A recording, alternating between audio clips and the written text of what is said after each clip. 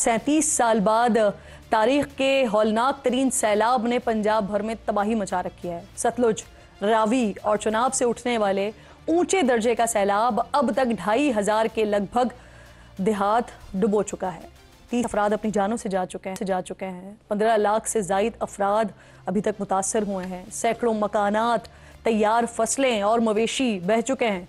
कसूर शहर में अब भी खतरे की घंटियां बज रही हैं। चिन्योट में तबाही मचाने के बाद सैलाबी रैला झंग में दाखिल हो चुका है। 400 से जायद देहात डूब गए हैं। झंग सरगोधा रोड को बंद कर दिया गया है। मुल्तान में कासिम बेला के मुताद्दिद देहात में दरियाए चुनाब का पानी दाखिल हो चुका है और नारोवाल में अब तक कई मकामात पर 10 फुट तक पानी खड़ा हुआ है। इस कुदरती आफात के दौरान नाजरीन सबसे ज्यादा जो तनकीद हो रही है वो रावी के आसपास के इलाकों में पानी दाखिल होने पर हो रही है। प्राइवेट सोसाइटीज में पानी दाखिल होने की वजह से एक नाम जो है वो बार बार लिया जा रहा है और वो नाम है रावी अर्बन डेवलपमेंट अथॉरिटी। अब तासुर ये दिया जा रहा है कि रोडा ये कोई हाउसिंग प्रोजेक्ट है, लेकिन रोडा कोई हाउसिंग प्रोजेक्ट नहीं है, बल्कि पंजाब हुकूमत के तहत रावी दरिया के किनारे मॉडल शहर आबाद करने के लिए कायम होने वाली एक अथॉरिटी है। मॉडल शहर जिसका मंसूबा 1,10,000 एकड़ जमीन पर तामीर किया जा रहा है। इस मंसूबे के तहत बिजनेस सेंटर, कमर्शियल और रिहायशी प्रोजेक्ट्स पर मुश्तमिल जदीद शहर बनाने का एक बड़ा जामे प्लान है। रूडा के मुताबिक इस मेगा मंसूबे के लिए जामे फिजिबिलिटी, हिफाजती इक़दामात और सैलाब के खतरात को मद्देनजर रखते हुए तैयार हुई थी। इस मंसूबे के तहत नाजरीन रावी पर डैम और बैराज बनने थे। दरिया को गहरा और इसके साइड्स को पत्थर की दीवार या फिर पुश्ते बनाकर मजबूत बनाना था। दरिया में कश्तियां चलनी थी, जंगलात और सरसब्ज इलाके आबाद होने थे, मरबूत सवरज का निज़ाम यहाँ बनना था, state of the art infrastructure पर मुश्तमिल एक जदीद शहर बनना था। 2020 में तहरीक इंसाफ की हुकूमत पंजाब ने ऐलान किया कि यह मंसूबा 3 मराहिल में मुकम्मल किया जाएगा। 46 किलोमीटर तवील प्रोजेक्ट पर 3 मरहलों में 2030 तक 10 लाख लोगों को आबाद करने का टारगेट था। माजी में इमरान खान इस मंसूबे को गेम चेंजर करार दिया करते थे। फिर आने वाली नून लीग की हुकूमत ने भी इसे जारी रखा। वज़ीर आला पंजाब मरियम नवाज और नून लीग के कायद नवाज शरीफ ने इस मंसूबे के दौरे किए।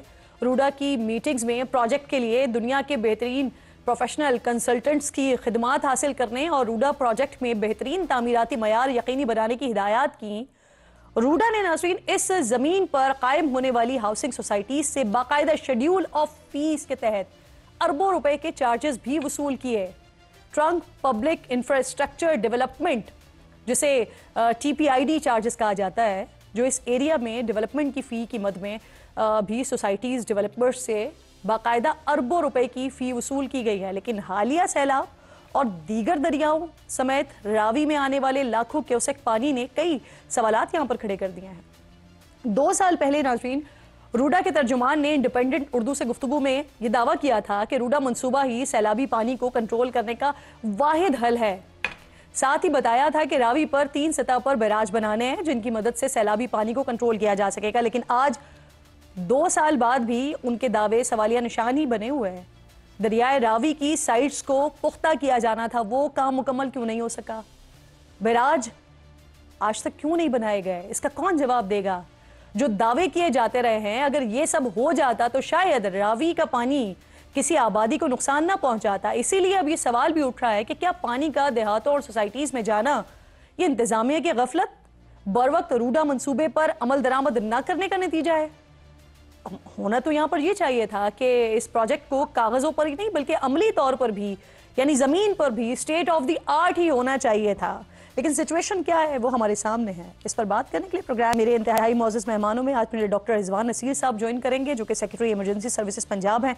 हुज़ैफा रहमान साहब स्टूडियो में साथ मौजूद हैं, वज़ीर मुमलिकत हैं। और इसके साथ साथ अब ये रेला बढ़ते हुए आगे जाएगा और सिंध में जाना है। सिंध की क्या तैयारी है, इस पर बात करने के लिए शर्जील इनाम मेमन साहब वज़ीर इत्तलात सिंध प्रोग्राम में मेरे साथ मौजूद होंगे। सर, आपकी इजाज़त से मैं चाह रही हूँ ज़रा रिजवान नसीर साहब से बात का आगाज़ किया जाए اور ان سے پوچھا جائے کہ اس وقت کیا صورتحال ہے پنجاب میں. بہت شکریہ رضوان صاحب.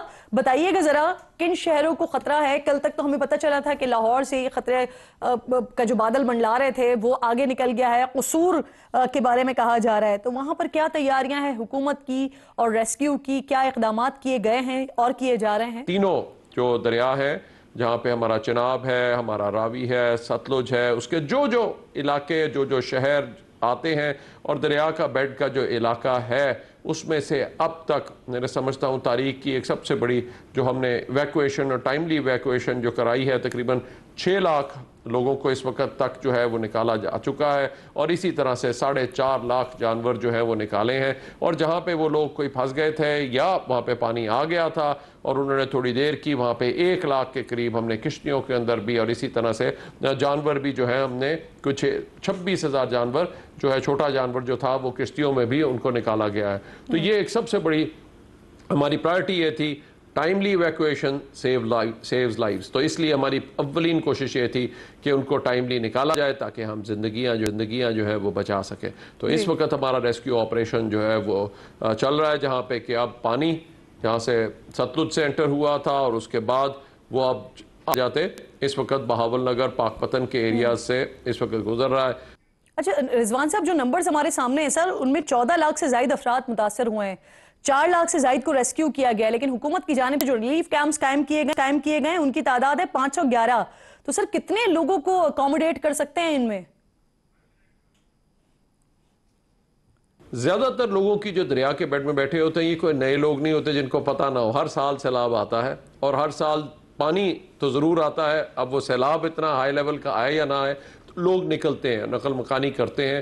ان کے جہاں پہ انہوں نے ڈیرے اپنے دریا میں بنائے ہوئے, اسی طرح ان کے گھر پیچھے بھی ہیں, تو وہاں پہ یا ان کے رشتہ داروں کے گھر ہے. تو زیادہ تر لوگ اور پریفر کرتے ہیں کہ وہ کیمپوں میں نہ جائیں بلکہ اپنے رشتہ داروں کے پاس چلے جائیں. جب 2 ہفتے 3 ہفتے کی بات ہے جس وقت سارا وہاں سے پانی ریسیڈ کر جائے گا تو پھر وہ واپس اپنے جانور لے کے چلے جاتے ہیں جہاں پہ چرانے کے لیے یا اپنی فصلوں کے اوپر. تو یہ جو چیز ہے زیادہ تر لوگ اس لیے ان کی کوشش ہوتی ہے کہ وہیں پہ جائیں. جو کچھ لوگ جو پھر بھی ان کے پاس جگہ نہیں ہے ان کے لیے سارے اسکول کھول دیے گئے ہیں, تو اسکولوں میں وہ جا سکتے ہیں جہاں پہ ضلعی انتظامیہ ان کو کھانے کے لیے بھی, اور ہر جگہ کے اوپر اسکول سرکاری اویلیبل ہیں, وہاں پہ یہ ساری فیسلٹیز دے دی گئی ہیں ضلعی انتظامیہ وہاں پہ دے رہی ہے. کل رات میرے پروگرام میں D G P D M میں بتا رہے تھے کہ لاہور سے اب یہ خطرہ ٹل چکا ہے, اب آگے کی جانب بڑھ رہا ہے. اگر ہم آگے کے شہروں کی بات کرتے ہیں تو کون کون سے شہر ہیں اس وقت جو غیر محفوظ ہیں یا جہاں خدا نہ خواستہ تباہی ہو سکتی ہے؟ اگر ہم پیچھے سے شروع ہوں تو ہمارا جو سیالکوٹ تھا وہاں پہ جس طریقے سے ایک دم جو فلڈ آیا, اور تینوں نالے ایک ٹائم پہ نالا ڈیگ ایک طرف, نالا نالا پلکوچ, دریا چناب, سو یہ اکٹھے ہی جس طریقے سے آئے اور اس طرف سے راوی بھی ناروال کو آ کے افیکٹ کیا. تو وہاں پہ جو یہ نالے ہیں وہ کیونکہ ایک دم ان میں فلو آتی ہے, پانی ایک دم تیزی سے آتا ہے اور اس کے بعد وہ ریسیڈ کر چکے ہیں, وہاں پہ پانی کے نیچے چلے گئے ہیں. اسی طرح نارووال کا ایون تاریخی طور پہ جہاں پہ بھی کرتارپور کا ہمارا گردوارے میں بھی آیا, وہاں پہ اپنے سکھ بھائیوں کی تاکہ وہ عبادت کر سکے, اس کو بھی ودن 24 آورز وہاں سے کلیئر کرا لیا گیا ہے انتظامیہ کی طرف سے. تو یہ سارے جو ہے جیسے جیسے شہر جہاں سے آگے جا رہا ہے وہاں پہ امیڈیٹلی اس کے اوپر ایکشن کیا جا رہا ہے تاکہ وہاں سے نکال سکیں. اور مزید یہ کہ پہلے سے تیاری کے لیے جتنے بھی شہروں میں وزیر اعلیٰ پنجاب کی ہدایت کے اوپر ان نالوں کو کلیئر کرایا گیا تھا. اس کی وجہ سے اللہ کا شکر ہے کہ کسی بھی شہر میں کوئی زیادہ دیر اگر تیز بارش بھی ہو جائے تو وہ زیادہ دیر تک پانی نہیں ٹھہرتا, 2-4 گھنٹے میں وہاں سے نکل جاتا ہے. تو یہ میں سمجھتا ہوں یہ سارے انتظامات تھے جس کی وجہ سے جس طرح کا اس کا نقصان ہو سکتا تھا, جانے کا ضیاع ہوا, وہ بہت بڑا ہوتا اگر ان چیزوں کی ایویکویشن کو ٹائملی ایویکویشن کو نہ کیا گیا. رضوان صاحب جیسا کہ آپ بھی بتا رہے ہیں کہ لاہور سے اب خطرہ الحمدللہ مکمل طور پر ٹل چکا ہے, تو جن علاقوں میں سر پانی آیا وہاں پر نکاسی کے لیے کیا کیا جا رہا ہے اور کب تک کن علاقوں کو کلیئر کر لیا جائے گا؟